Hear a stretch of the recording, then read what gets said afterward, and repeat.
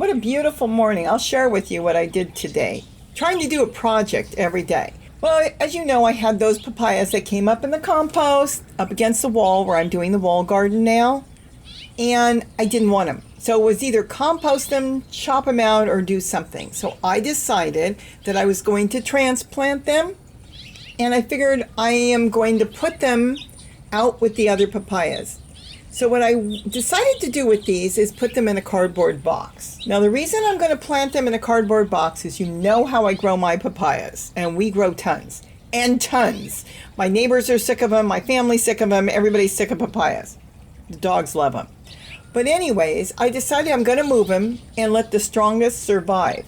Now a lot of times, as you've seen in my bird garden, I've got a whole bunch of them growing in one tote, and they've been growing there for about 4 years, and they've busted the 18-gallon tote because they're so big. They sent their roots into the ground. Well, that's a good thing, and they're all growing. They seem to grow really good that way, so maybe in the wild, that's the way they do it. So I figured if I'm going to transplant them, instead of leaving them in the tote, because I could have dragged the tote with the wheelbarrow across the yard, I'm going to put them in a cardboard box, and I'm going to line it with plastic. Now, we're going to get more into plastic as the month goes on, but right now I just want to show you what I did with them. This is all about just planting papayas. So my papayas come up in my compost. It's nothing that I plan on growing. We eat them, the seeds get into the compost, and they grow everywhere. So I went with the cardboard box because I want them to bust out. But a regular cardboard box without any plastic liner will disintegrate before they do their thing. And they like being confined, I have found out in the beginning, because they love getting that source of water that stays with them. If you put them in the ground and the ground pulls the water, the tree roots pull the water, they seem to die out. But when they're in a plastic container with holes where their roots can get out, it works perfect. And then they will set their roots in, and they seem to not be bothered by pepper trees or pine trees. So they do their own thing, and they all live in a great harmony. So I decided to go. I have not done it this way in a box. I've done it in pots all over the yard. So is Gary. So I'm going to go ahead, as you see here, and I'm going to plant it in a cardboard box lined in plastic that is not deemed bad. There's no label on there saying not to use for food. There are other plastics that do have warnings. Be sure if you're buying plastic sheeting, see if there's any warning on it. So I cut it to fit, pushed it in, and used a little bit of masking tape like I use around the yard to stake up my plants, just to hold the plastic, just in place until everything is set. The roots are set and everything. So I went ahead and I yanked the whole thing out. It was quite heavy, so I had to go get my wheelbarrow. And I went ahead and trimmed off as much as that wonderful soil as I could get off. And it was full of earthworms. So I tried to scoop it all up, put it back in the tote, because I want to get squash and other plants on the wall. So once I got it out, I went ahead and I threw it in my wheelbarrow with the box. Now you saw earlier what I did was I dug a hole where the box is going to go. So it's all ready once I get the plant over there. And this way I can just go back and drop it right in. And I'm only burying the box part way, about a third to maybe a half. So it's a little above the ground. It's kind of like I do all my others, but it's going to set root and take off. So I went ahead and I put in the wheelbarrow and I brought it over to where I dug my hole. Now, once the hole is done, which it was, and the box is ready to go, it was just a matter of setting up the box and putting the papaya plants in there. Some of them I did pull loose. They were not tightly intertwined with the roots. So I pulled those loose, and I was kind of contemplating if I'm going to compost those or what.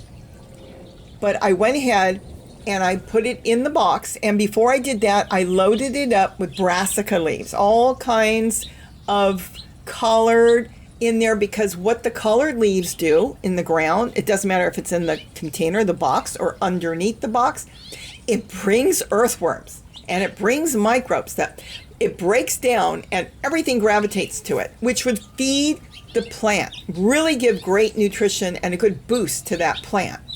So after I loaded up all those leaves, both some brown, yellow, green, that's when I set the box in there and I planted my papayas with the few loose ones. I kind of threw them in the wheelbarrow and covered them with soil so they wouldn't dry out.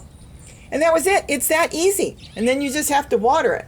But I did decide to go ahead and try to save the few. I really was not planning on it, but I have some floral pots with big holes on the bottom.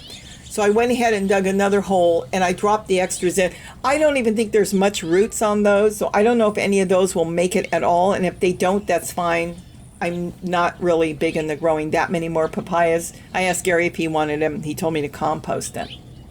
So it's that easy. If you go back and look at my other videos, you'll see when they were just like little tiny things, and boy, did they take off into these massive trees. They must like a lot of water. I mean, if you think about it in nature, their fruit is so massive on a lot of them and so full of water like a watermelon.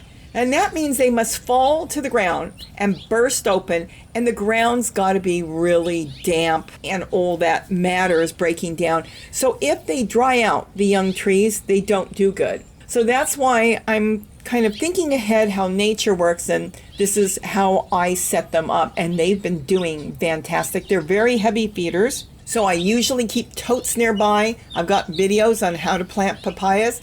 I keep totes nearby full of leaves and kitchen scraps and anything that I've got that will break down, and I water those totes even if there's no plants in them.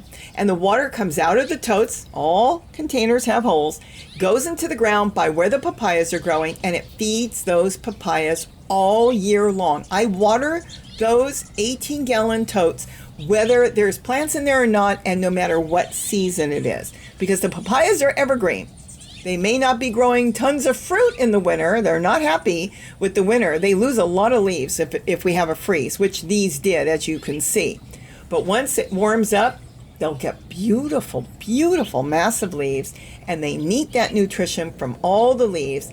So I always keep containers by. And that's why I planted it this time in a cardboard box with plastic, holes in the bottom of the plastic.